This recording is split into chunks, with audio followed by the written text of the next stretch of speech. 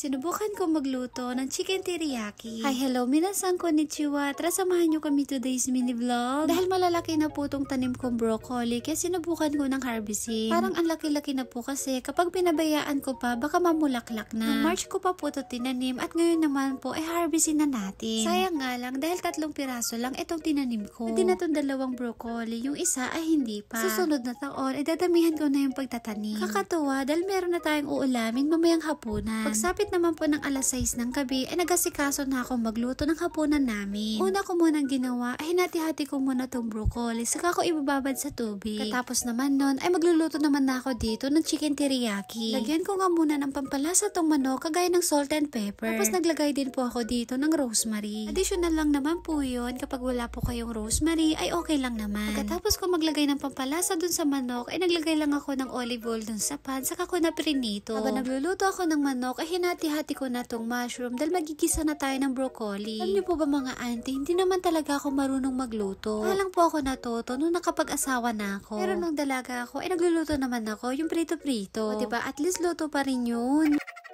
Habang napiprito ako ng manok, ay gagawa na ako dito ng sauce ng chicken teriyaki. Ang kailangan lang po natin dito ay toyo, mirin, asukal, luya, at saka bawang. Kung hindi po ganito yung itsura ng bawang at saka luya nyo, ay okay lang naman po. Dito po sa Japan, ang tawag po nila sa luya ay shoga. Sa garlic naman ay ninniku. May nanonood po kasi sa mini vlog natin na gustong mag-aral ng Japanese. Kaya sinishare ko po yung konting kaalaman ko. Paggawa nga po pala ng sauce, ay tansya-tansya lang po yung ginagawa ko. Kaya na pong bahala mga auntie kung ano po yung lasa na gusto nyo. Kapag nalagay nyo na nga po pala yung sauce, ay hahayaan nyo lang tong kumulo. Hanggang sa maging ganito yung itsura ng manok. Huwag nyo po lakasan yung apoy para hindi po masunog yung sauce. Finally po mga auntie, natapos ko rin pong lutuin itong ating chicken teriyaki. Naglagay lang ako ng cabbage dun sa plato, tapos sinati-hati ko na tong manok. Diba mga auntie, first time ko lang po magluto ng chicken teriyaki. Pero in fairness, parang ang galing-galing ko na po mga auntie. Charot lang.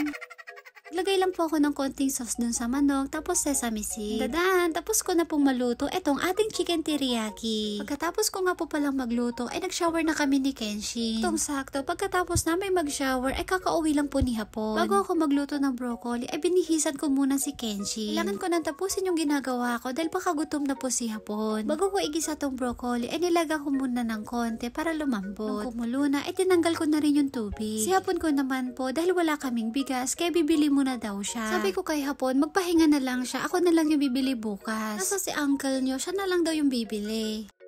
Oh, dami yo, dami ne. Papa to chanto na.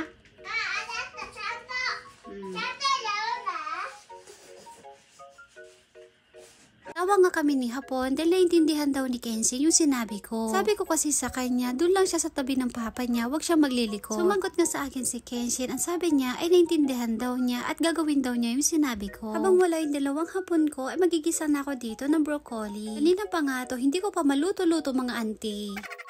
Yung unang nilagay ko ay sesame oil, tapos ginisa ko na tong mushroom, sunod ko naman tong broccoli. Pagkatapos ko may gisa, ay naglagay na ako dito ng pampalasa. Kagaya ng magic sarap, salt and pepper, at soba soyu. Sariling version ko lang po to mga auntie, kung ano po yung nasa isip ko, yun po yung ginagawa ko. Habang hinihintay ko pong maluto yung ginisa kong broccoli, ay magluluto naman ako dito ng sabaw naming miso syrup. Tinikman ko na nga rin muna itong niluto ko. Kung naluto na po, ay lalagay ko na sa plato. Ito na nga po yung broccoli na hinarvest natin kanina dun sa labas. O diba, may ulam na po kami mga auntie. Katapos ko magluto ng hapunan namin, ay nagasikaso na ako. Kung wala pa yung 2 hapon ko, ay maghuhugas muna ako ng plato. Hindi pa nga ako nakakapaghugas, ay dumating na sila. May ako na lang to itutuloy pagkatapos namin kumain. Nalubong ko na nga sila at tinulungan ko na sila magbitbit. Nabay na nga rin bumili ni Hapon ng konting ulam namin. Bili na rin siya ng 10 kilong bigas. 10 kilong bigas po ay umaabot po yan sa amin ng mahigit 1 buwan. Niloko pa nga ako ng asawa ko mga auntie, bakit daw ang takaw-takaw kong kumain. Nangarod mabalin ko nga ikat narawat ka talaga nga mangan.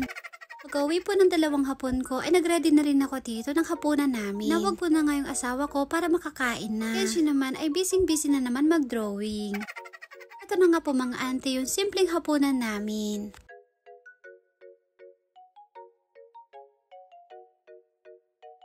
Ready na nga yung pagkain, kaso si Hapon ay may kausap pa. Tapos niyang kausapin yung kaibigan niya, ay muna siya sa mesa para kumain.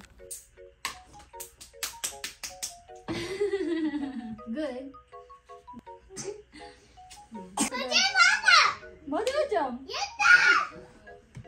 Tuwa nga ako sa anak ko dahil nagustuhan niya yung mga luto ko. Yung sabaw ng miso siro ay naubos niya. Tapos kumain rin siya ng niluto kong broccoli. Nasanay ko talaga si Kenshi na kumain ng gulay. Hilig naman po siya sa gulay kaso pili lang. Katapos namin kumain ay nagtutbrush na kami ni Kenshin bago matulog. Yun nang nag-shower kami ay nagtutbrush na siya. Pero dahil kumain kami ni Kenshin kaya pinagtutbrush ko siya ulit. Katapos namin mag-toothbrush ay pumunta na kami dito sa kwarto para matulog. Yasha! Ushimi! Po! Ada! Sabi! Po! Chanyo! So yun lang po at dito na po natatapos ang aking mini vlog. Maraming salamat po. Thank you for watching. Sayonara and Bye-bye! Rusa.